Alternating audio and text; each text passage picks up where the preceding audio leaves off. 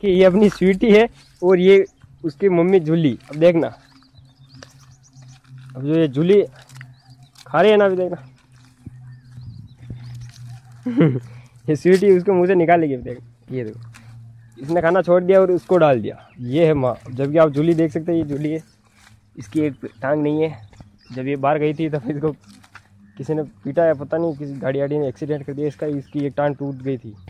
ये अपनी स्वीटी ये अपना टॉमी, स्वीटी का भाई। इसकी आंखें देखो ये खाली, और ये देखो